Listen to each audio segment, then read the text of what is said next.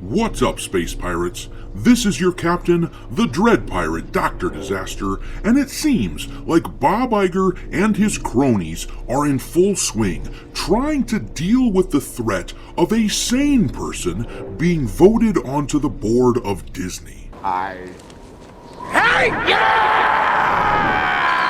The descendants of Walt Disney are getting involved now. Like a bunch of pouting little kids, these fat cats who have never had to work a day in their lives are preaching at the rest of us about the evil of guys like Nelson Peltz.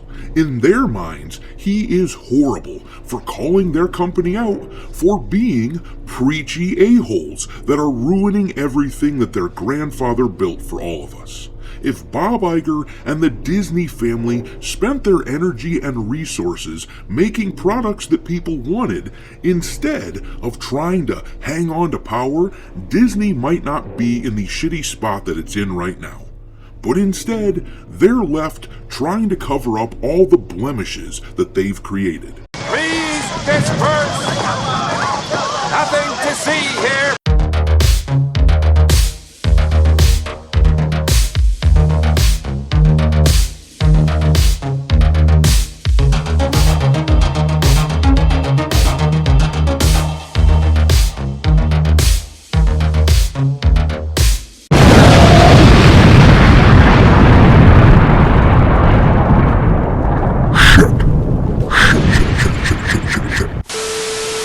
Alright, me hearties, make sure you like this video and subscribe to the channel if you haven't yet, and also, don't forget to follow me on Twitter. My handle there is Dr. Disaster1.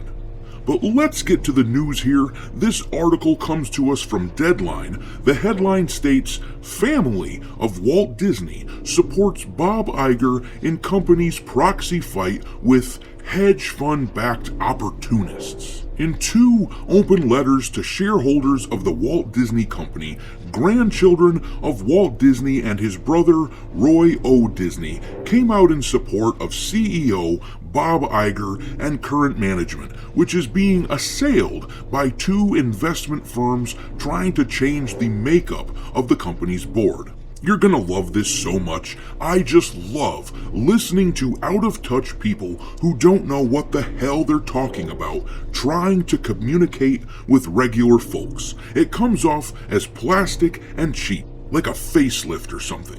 Get a load of this.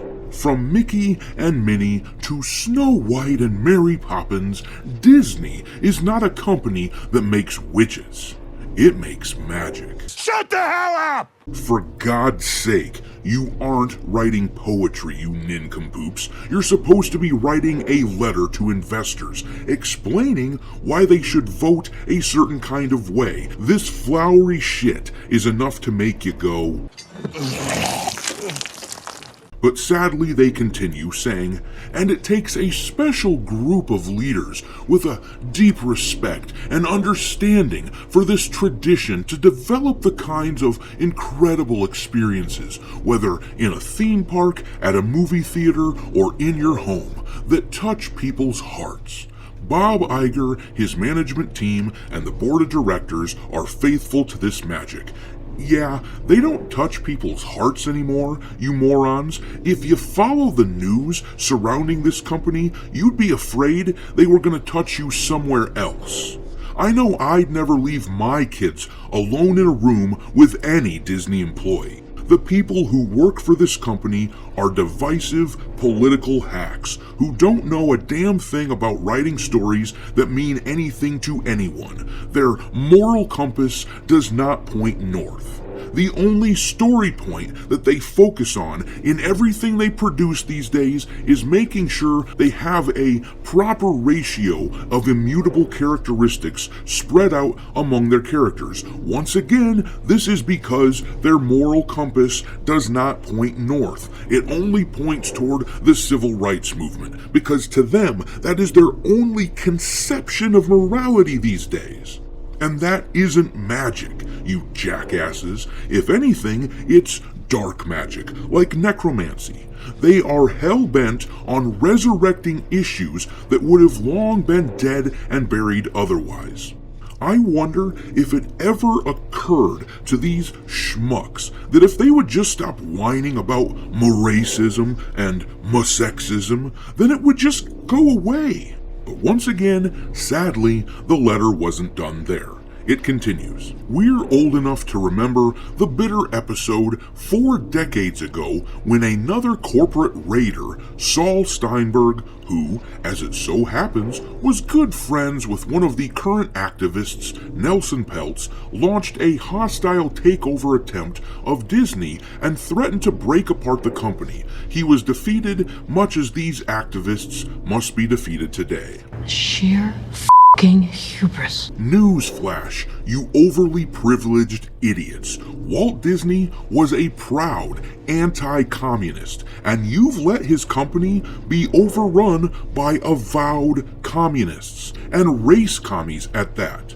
The only problem that you have with activists being a part of your company now is the fact that these activists, so-called, that might be coming into the company are activists whose cause you don't agree with. Otherwise, you are perfectly okay with activism, because the hostile takeover has already happened, and your asses in the Disney family facilitated it because you were too fat and happy and stupid to do anything about it. This sheer stupidity is the result of having spent an entire life cycle never struggling for a damn thing, and you can't convince me otherwise. But carrying on, let's look at the other open letter from the Disney family. As the family of Walt Disney, we support the Walt Disney Company management and its board of directors, and oppose the nominations put forth by Nelson Peltz. The integrity in the name of Walt Disney has always been a priority to our family.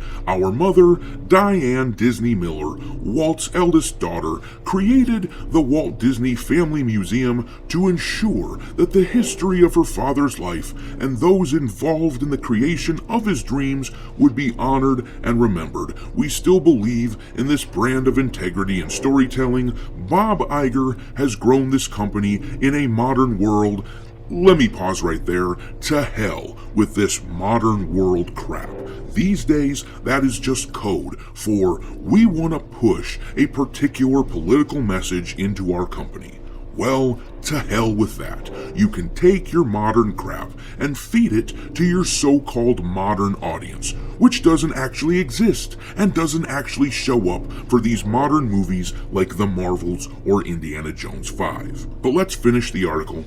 Bob Iger has grown this company in a modern world, and he continues to maintain a balance of creativity and profit. It is still a company based on the desire to entertain and explore. There have been challenging times, but this current management has adjusted and grown through those challenges. You speak horseshit. $150 billion. That is roughly how much Bob Iger and this current crop of morons running Disney have cost the shareholders. The market cap for Disney was at around $350 billion when they decided to fire Gina Carano in early 2021, and ever since, they have been plummeting. The market cap is a little over $200 billion now, and since then they have been plagued with box office disasters, Disney Plus failures, and general bad juju with public relations of all kinds. I truly think the Gina Carano thing was the tipping point in all this. Regular people saw that, they saw her tweet and went, what the hell did they fire her for? We liked seeing her on screen. It was the catalyst for the hurricane of bullshit that has happened to Disney ever since. Now yes, I know that Bob Chapek was technically the CEO then, but don't even try to pretend that he wasn't just a fall guy installed into the position for Iger so that when Disney Plus failed the company big time, Iger could swoop back in and pretend like he was saving the day. No, I reject this BS being spouted by the Disney family. Spoiled little shits make up the entirety of the wokesters in this world, so it comes as no surprise that these people, born with every privilege you could imagine, would be so wildly out of touch with reality. I'll leave it there, but what do you think? Will these Disney brats get their way and maintain the status quo at the Disney company? Or does Nelson Peltz have a shot at shocking the world? Let me know in the comment section what you're thinking, and we'll chat about it there. Thanks for watching, me hearties. If you haven't already, your captain is inviting you to subscribe to the channel and become a part of the crew. Life as a space pirate may not be glamorous, but there's always plenty of booty.